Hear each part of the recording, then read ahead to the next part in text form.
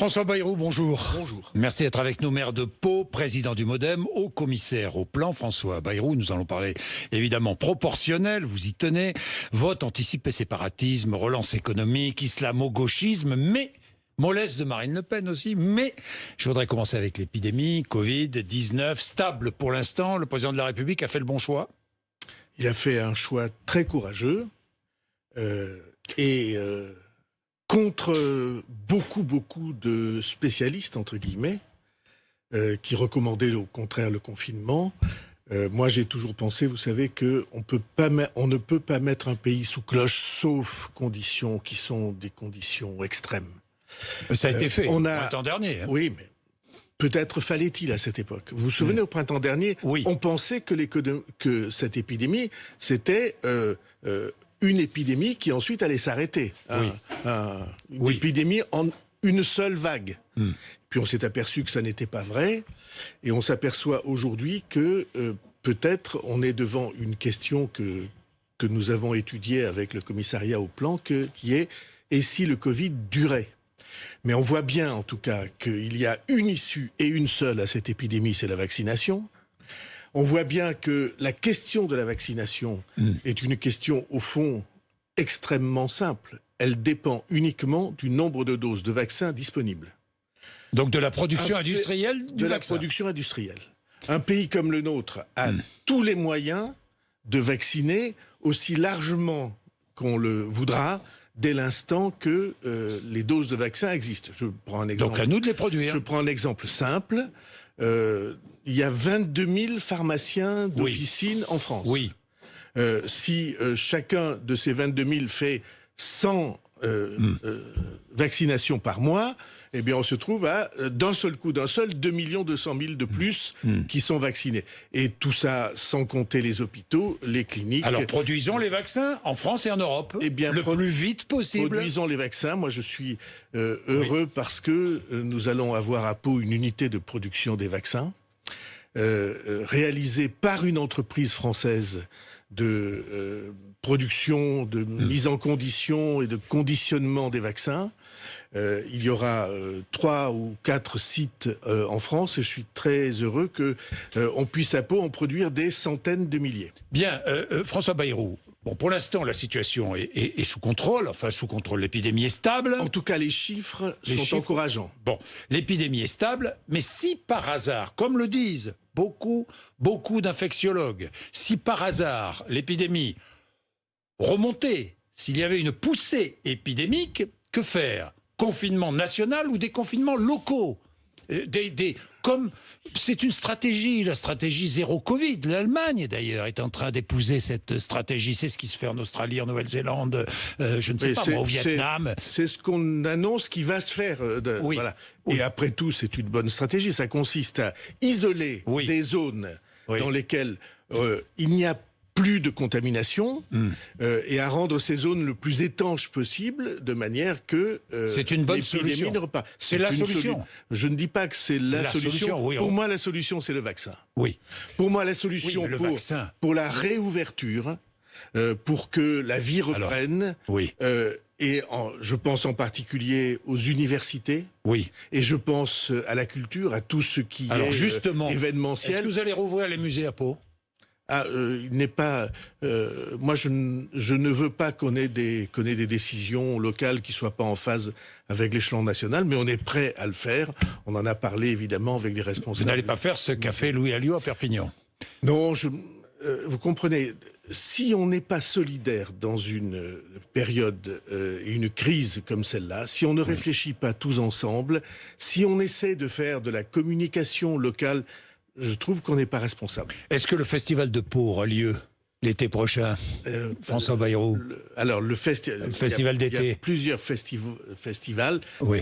Si on peut, évidemment, et je répète que, selon moi, c'est lié à la vaccination. À la vaccination. Une forme de quoi? De passeport vaccinal? Est-ce que vous êtes pour ou contre? Vous savez bien. J'aime pas trop cette expression, mais ça peut être un certificat de vaccination digitalisé. J'ai toujours défendu cette idée que, comme la vaccination est la clé, on pourra réouvrir rapidement, j'ai indiqué, des secteurs d'activité, dès l'instant qu'on s'assurera que sont vaccinés tous ceux qui veulent y participer. Alors, on dit passeport, certificat, carte de vaccination. Vous savez, quand vous voulez aller en France, en Guyane, Oui. vous êtes obligé de produire une carte de vaccination pour la fièvre jaune.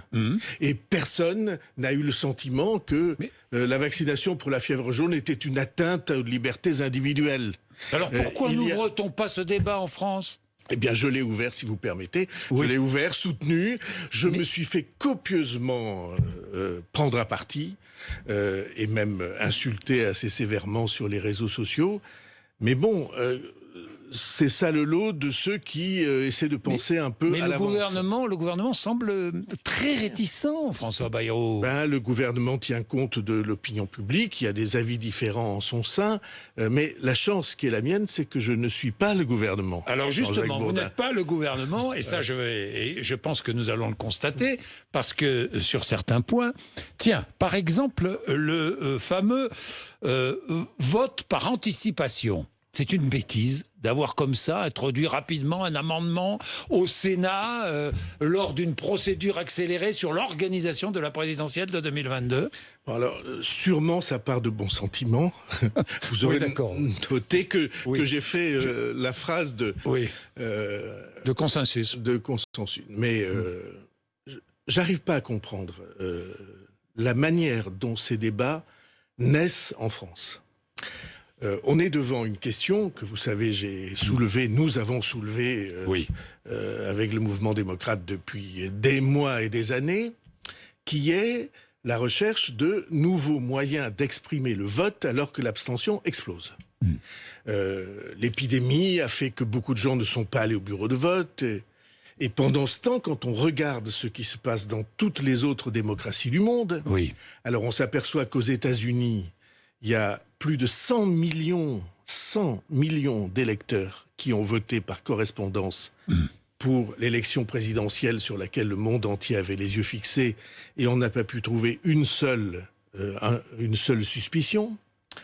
En Allemagne et en Suisse, les élections locales se sont tenues tandis que nous repoussions les nôtres parce qu'ils ont le vote par correspondance. Il n'y a rien de plus simple et de plus sain sur les principes que cette expression du vote.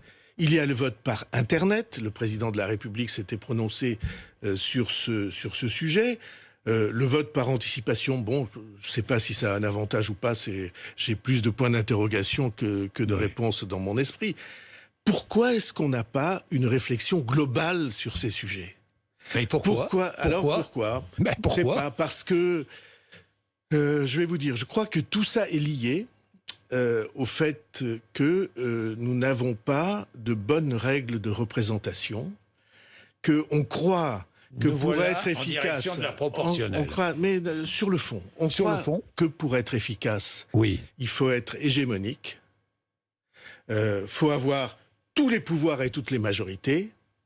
Et en réalité, si vous avez tous les pouvoirs et toutes les majorités, le pays n'adhère pas et vous ne pouvez pas entraîner ou proposer ou imposer une seule réforme sans l'adhésion. C'est donc un mauvais fonctionnement de la démocratie.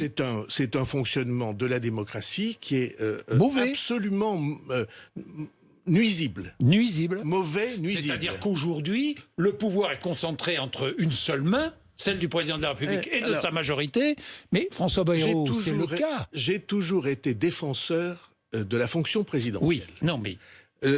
N'est-ce pas ? Peut-être on peut, en deux phrases, revenir à l'idée qui était celle du général de Gaulle quand il a créé la Ve République. Il a dit « Nous allons enlever l'exécutif aux manœuvres et combinaisons parlementaires, nous allons le confier à un président de la République élu, et ensuite il formera son gouvernement, écoutez bien cette phrase, entre guillemets, en tenant compte des nuances de l'Assemblée nationale. » Il voulait dire que quand vous avez un président élu qui a la légitimité du pouvoir, après, il lui est loisible d'élargir, de tenir compte. Mais regardez ce qui se passe en Italie. c'est formidablement intéressant. C'est un laboratoire intéressant. Politique formidablement intéressant. Absolument. Monsieur Draghi, l'ancien président de la Banque Centrale Européenne, qui s'allie avec qui? Avec Monsieur Salvini. Non, non. Comment non? Votre appréciation n'est pas juste. Ah bon? Que fait Mario Draghi? Et je trouve que c'est une expérience formidable. Il réunit autour Et de lui. ça répond à toutes les questions qu'on pose en France, que posent les adversaires de cette règle électorale juste, parce que c'est ça la question. C'est que tout le monde soit représenté.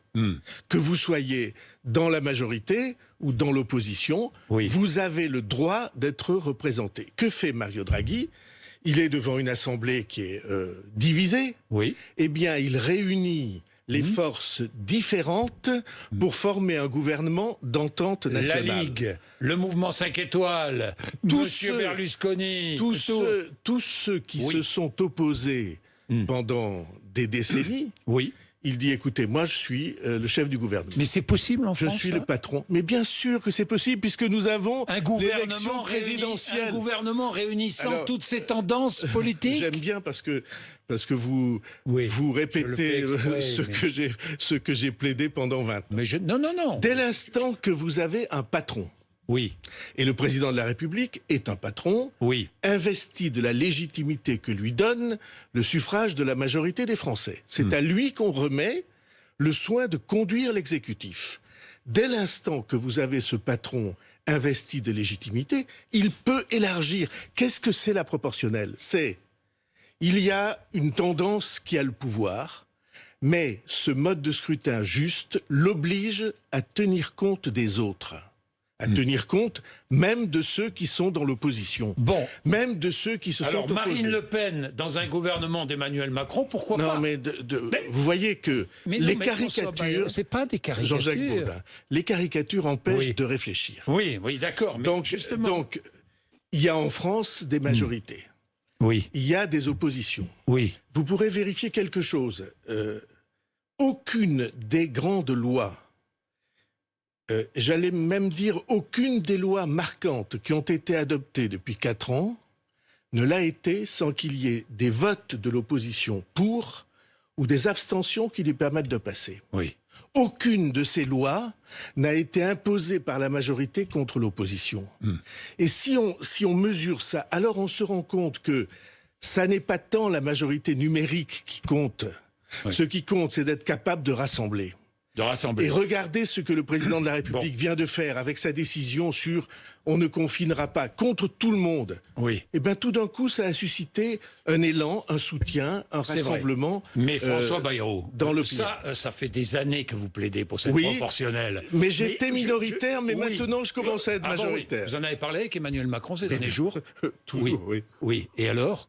Est-ce que ça va se faire pour la prochaine législative? Je n'ai qu'une seule règle, c'est des règles simples. Quand je parle avec le président de la République, je ne le raconte pas sur les plateaux de télévision. Mais moi je vous pose une question simple. Est-ce que pour la législative de 2022, ça va se faire? En tout cas, c'est sur ce point que je me bats et c'est dans ce sens que je veux aller. Et quand je mène un combat, c'est parce que je crois qu'on peut le gagner. Vous allez y arriver? J'espère. Je crois. Sincèrement? Oui, sincèrement. Sincèrement, vous pensez que le président de la République aujourd'hui est à l'écoute? Je pense qu'il l'écoute. Je pense que c'est un problème qu'il... Il nous regarde, là. Je suis sûr qu'il nous regarde. En tout cas, à côté de son bureau, la télévision est allumée sur votre chaîne. Mais je sais. Quand vous avez une promesse de campagne, que cette promesse est soutenue par la majorité des forces politiques du pays, quelle est la seule condition pour changer la manière dont on gouverne et les rapports entre le pouvoir et le pays. Et que ça ne coûte rien. Quelle raison y aurait-il de ne pas le faire? François Bayrou, est-ce que vous trouvez... Vous avez vu peut-être une déclaration. Il y a une force politique qui n'est pas par nature ou par tradition favorable. C'est LR. Mais Gérard Longuet, qui est une des figures les plus importantes de ce courant politique et les plus expérimentées, Gérard Longuet, il a dit, écoutez, c'est le seul moyen de changer la manière dont on gouverne la France. Et on en a follement besoin, puisque le pays tout entier se détourne des urnes et se détourne de l'attention à ce qui se passe à l'Assemblée nationale. Alors, si c'est un pas à faire, c'est maintenant qu'il faut le faire. Allons-y. Est-ce que vous trouvez Marine Le Pen molle? Bon, ne me mêlez pas à des polémiques dont je ne suis pas partie prenante. J'en ai suffisamment pour mon compte. Mais non, franchement, c'est quoi? C'est cynique, ce propos de Gérald Darmanin?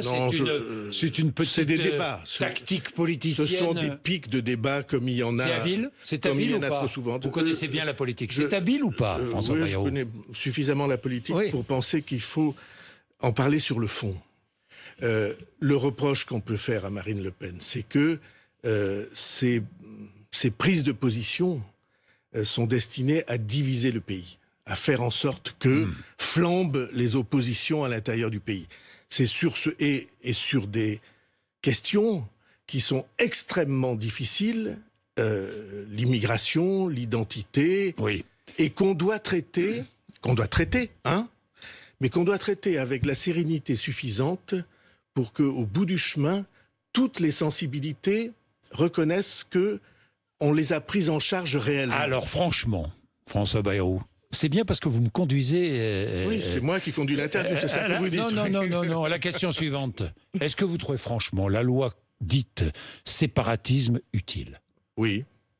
Utile? Je pense qu'il y a, complète, il y a un certain nombre de maires ou d'administrations qui sont désarmés devant des conduites qui sont des dérives. Alors pourquoi tant de réticence des autres, de toutes les religions? Si, François Bayrou, si. Bon. Qu'est-ce que dit cette loi?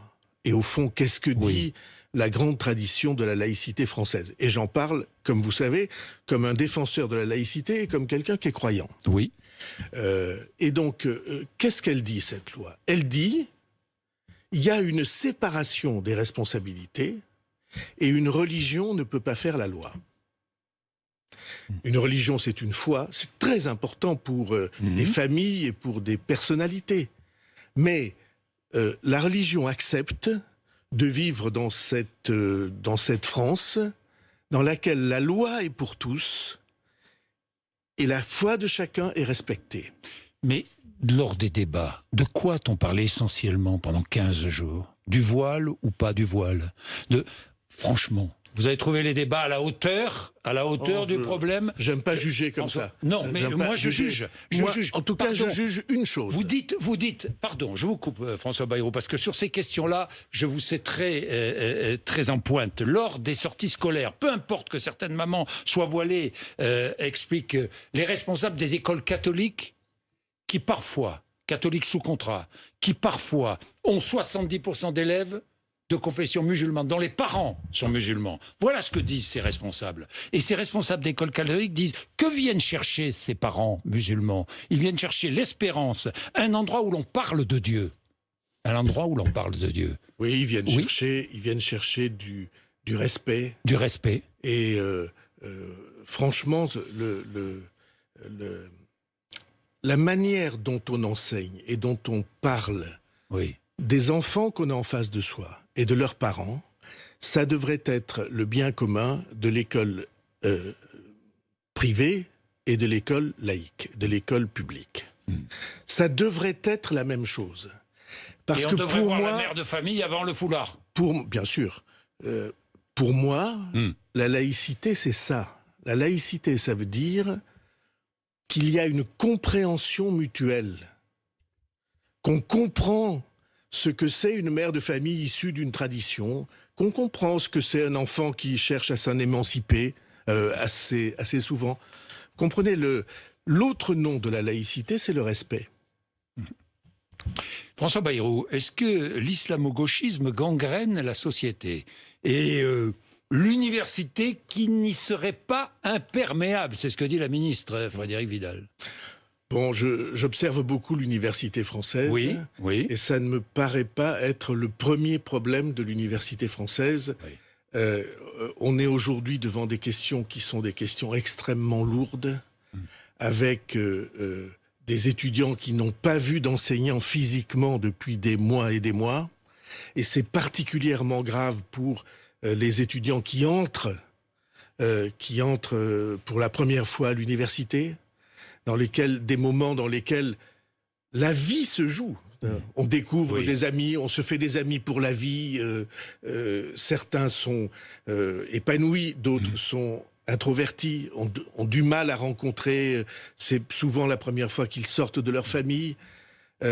Et tout ça en même temps qu'on découvre une discipline, une pensée et une science qui se fait aussi à l'université par la recherche. Eh bien, le sentiment qui est le mien, c'est que on ne peut pas aujourd'hui considérer que l'université soit devant ce genre de questions centrées perpétuellement autour de l'islam ou d'une religion. C'est pas comme ça que je le ressens. En tout cas, dans les universités que je connais, c'est pas comme ça que ça se passe. J'ai une dernière question, François Bayrou, sur la relance, parce que on parle des étudiants qui souffrent pour beaucoup. La relance, cette relance, vous plaidez pour un plan de reconquête de l'appareil productif que vous allez présenter. Oui. Je vais d'abord présenter dans les heures qui viennent, quelques jours qui viennent, une note sur la dette. Comment peut-on assumer la dette qu'on a été obligé de contracter pour la solidarité, pour sauver le pays devant l'épidémie et pour soutenir un certain nombre d'activités? On vient de parler de l'aéronautique sur votre écran, avec la catastrophe que ça suppose et l'espoir qu'on a que ça reparte. Mais l'observation que je fais est celle-ci. On a le modèle social le plus généreux du monde. Simplement, un modèle social, il faut qu'il puisse être financé. Et nous n'avons plus l'appareil productif qui permet de financer ce modèle social. Alors ? Il faut donc un plan d'urgence, j'appelle ça un plan Marshall, de reconquête de l'activité productive, de l'industrie, de l'agriculture, des services, pour qu'on ait la capacité de porter ce modèle social. On ne peut pas accepter que la France, c'est terrible à dire, soit... et le commerce extérieur qui fait que nous avons 65 ou 75 milliards de déficit du commerce extérieur, pendant que l'Allemagne a 220 milliards d'excédent du commerce extérieur. Les Allemands ne sont pas plus forts que nous. Le plan présenté ? Oui. On a deux impératifs auxquels il faut répondre. Premier impératif, comment finance-t-on les dizaines, centaines de milliards qu'on a dépensé pour la solidarité? Et deuxièmement, comment finance-t-on le plan de reconquête qui fasse que notre production et notre production industrielle remontent peu à peu dans le produit intérieur du pays pour qu'on puisse assumer notre rang d'abord et notre financement du modèle social. Merci François Bayrou. Merci à vous. D'être venu nous voir ce matin, RMC BFM TV.